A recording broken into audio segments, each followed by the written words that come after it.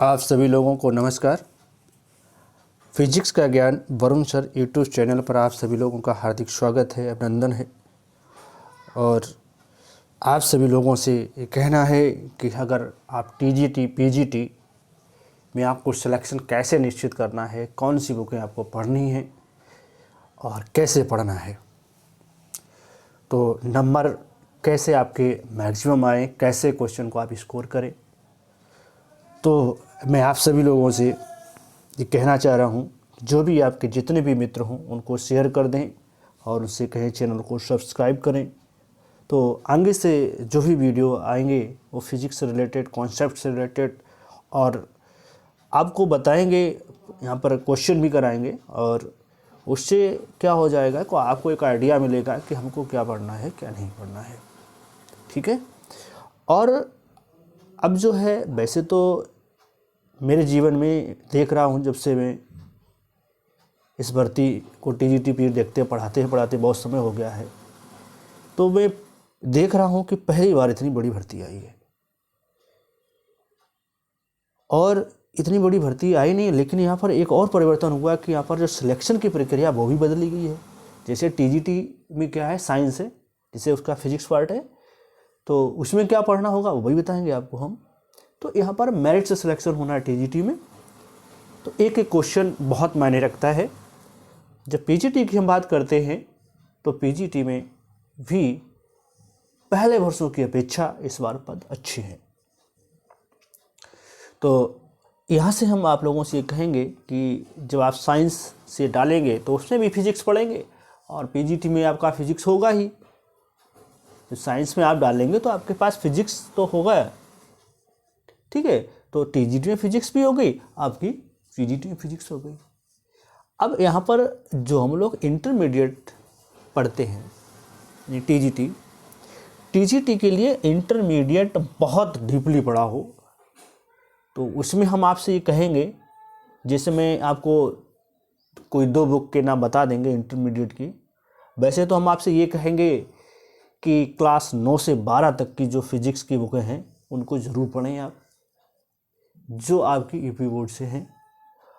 पहले और आज के सिलेबस में थोड़ा सा डिफरेंट है कि जो पहले की बुक जो थी इंटरमीडिएट की पुरानी बुक, तो उसमें टीजीटी और पीजीटी के अकॉर्डिंग पूरी सिलेबस था। लेकिन जो नया एडिशंस आया है, जिसमें वर्तमान में जो किताबें चल रही हैं, तो इसमें थोड़ा सा सिलेबस छूटा हुआ है।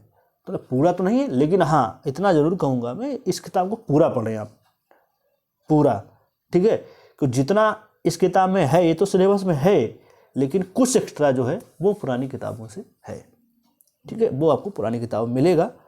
जो किताबें आपको मिलेंगी 2011, 12, 13 की, उधर जो उस वर्ष की किताबें होंगी तो उन किताबों में आपको मिलेगा। तो हम आपसे ये कहना चाह रहे हैं कि आप 9 से 12 की जो किताब है, जैसे एक आपने नाम सुना होगा कुमार मित्तल, ये नगीन प्रकाशन की बुक है। तो ये 9 से 12 यानी जो इंग्लिश मीडियम भी हो चाहे वो हिंदी मीडियम में हो, ये बुक दोनों में आती है। क्या बोला मैंने कि 9 से 12 यानी कुमार मित्तल, ठीक है। जो 9 और 10th की है तो उसी में विज्ञान करके आती है कुमार मित्तल की, तो उसमें फिजिक्स भी है, केमिस्ट्री भी है, ठीक है। तो आपको साइंस टीचर होंगे तो वहाँ पर आप फिजिक्स केमिस्ट्री दोनों पढ़ेंगे। इसी तरीके से अब हम आपको बता रहे हैं कि 9 से 12 मतलब दोनों बुक्स जो हैं कुमार मित्तल की 9 से 12 तक दोनों मीडियम में है। तो आप ये मार्केट ना हो तो मार्केट से परचेज कर लें आप। इसके बाद आपको हम बता रहे हैं, एक है श्री बालाजी पब्लिकेशन, और ये भी किताब जो है दोनों मीडियम में आती है, हिंदी और इंग्लिश मीडियम में, हिंदी और इंग्लिश मीडियम में। तो ये जो है इनके राइटर हैं DK त्यागी और अलका त्यागी, यानी Shri Balaji publication, Shri Balaji publication, DK त्यागी और अलका त्यागी। तो हम आपसे कहेंगे, ये मैंने 2 बुक्स बताई हैं, दोनों बुक्स में आपको जो बेटर लगे, जिसको आपको लैंग्वेज पकड़ सकते हैं। और मैं तो आपसे ये कहूँगा कि जो आपने पहले बुक पढ़ी हो 9, 10th और उधर, तो उसी बुक को आप खरीद हो, उसी बुक को ज़्यादा पढ़ें। क्योंकि उसकी जो बुक आपने पहले पढ़ी है तो उसकी आप लैंग्वेज जल्दी से एक्सेप्ट करेंगे, ठीक है। तो उससे कॉन्सेप्ट आपके बहुत जल्दी क्लियर होंगे। कॉन्सेप्ट तो क्लियर होंगे ही, बीएससी आप एमएससी हैं तो सब्जेक्ट से, लेकिन पढ़ना ज़रूरी है, कॉन्सेप्ट क्लियर होने चाहिए। जो नए हैं तो नए स्टूडेंट जो होते हैं, फ्रेशर होते हैं, तो उनमें कॉन्सेप्ट क्लियर थोड़े कम होते हैं। तो अगर ये पढ़ेंगे इन बुकों को तो कॉन्सेप्ट निश्चित है और मेहनत के साथ निश्चित है कि आपका सिलेक्शन होगा।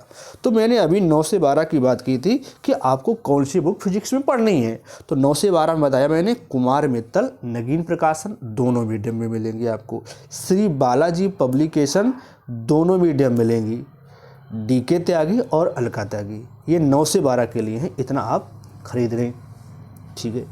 इसके बाद जब हम फिजिक्स में आते हैं, जैसे कुछ पोर्शन साइंस में थोड़ा पोर्शन आता है बीएससी का टीजीटी वाले में, तो टीजीटी साइंस होता है, उसमें फिजिक्स का जो बेसिक का पार्ट होता है कम होता है। लेकिन जो मोस्टली आपको फोकस करना है वो इंटर पे ज़्यादा फोकस करना, बहुत डीपली से, मतलब 9-10 भी पढ़ना है आपको, लेकिन सबसे ज़्यादा एनर्जी जो खर्च करनी है वो आपको 11-12 में खर्च करनी है। इसके बाद हम लोग आते हैं बेसी वाले पार्ट पर। तो बेसी वाले पार्ट में क्या है कि जैसे हम लोग पढ़ते हैं, जैसे मैकेनिक्स है, तो मैकेनिक्स में जेसी उपाध्याय की बुक है, मैकेनिक्स में जेसी उपाध्याय की बुक है। और इसके बाद जो हीट की है ये ब्रजलाल की है, ये एस चांद पब्लिकेशन की है। अब जो यहाँ पर हम बात करते हैं ऑप्टिक्स की, ये ब्रजलाल की, ये भी एस चांद पब्लिकेशन की है, ठीक है।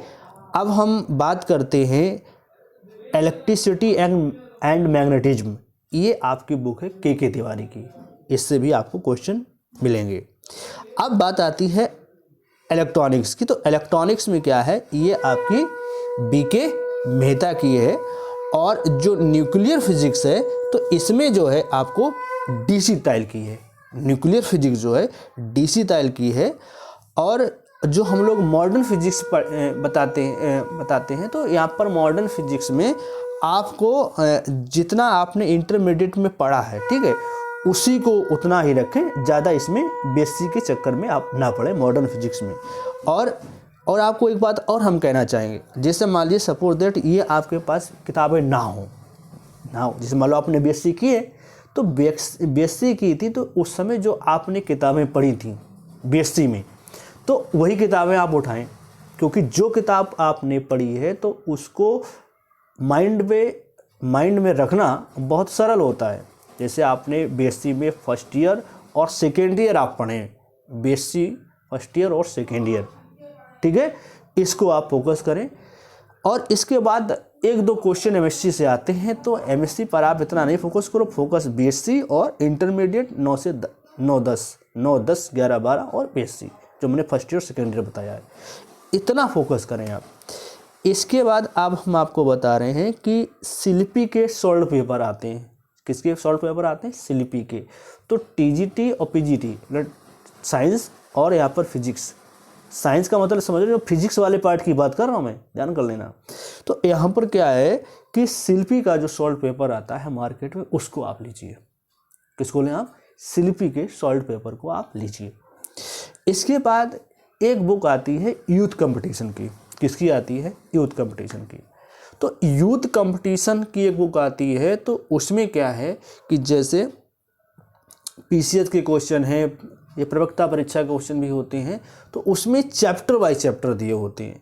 तो वहाँ पर क्या है कि जैसे विज्ञान है, तो विज्ञान में उन्होंने 2 वॉल्यूम बनाए। जैसे क्या किया उन्होंने, टीजीटी के साइंस और होता है तो उन्हें वॉल्यूम 1 और वॉल्यूम 2 कर दिया।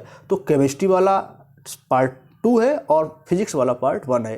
तो जैसे आप फिजिक्स है, पीजीटी है, तो आपको फिजिक्स वाला वॉल्यूम 1 खरीद लेना, विज्ञान फर्स्ट वॉल्यूम खरीद लेना है आपका यूथ कंपटीशन का।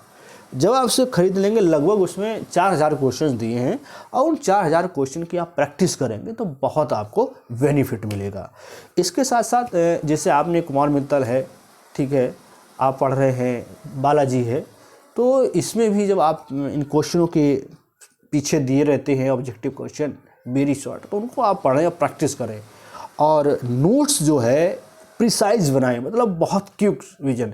ये नहीं कि आपने पूरा प्रूविंग लिख डाली फिर डेफिनेशन लिख डाली, तो हमको वहाँ पर फैक्ट टू फैक्ट हमें याद होनी चाहिए, पॉइंट टू पॉइंट। तो हमको मतलब एक क्विक रिवीजन है, मतलब बहुत वेरी शॉर्ट में आप अपना नोट्स बनाएं, जिससे कि आप जिस समय परीक्षा देने जा रहे हो तो फास्टली आपका रिवीजन हो। मतलब रिवीजन में ये हो कि आपको जो चीज़ आप भूलते हैं ज़्यादा उनको जरूर इंक्लूड करें, क्योंकि वही चीज़ आपको देख के जाना है जिससे कि परीक्षा हाल में वो चीज़ें गलत ना हो। ठीक है, तो मैंने आपको बता दिया बुक कौन कौन सी पढ़नी है।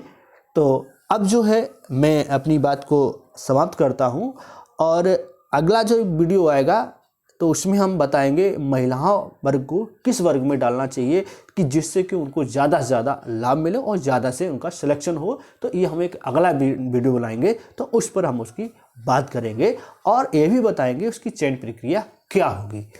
ठीक है, तो अब मैं आप सभी लोगों से विदा लेते हैं, और एक बार मैं पुनः आप लोगों से रिक्वेस्ट करता हूँ, चैनल को लाइक करें, सब्सक्राइब करें और अपने मित्रों को शेयर करें। मैं अपनी बात को यहाँ से समाप्त करता हूँ।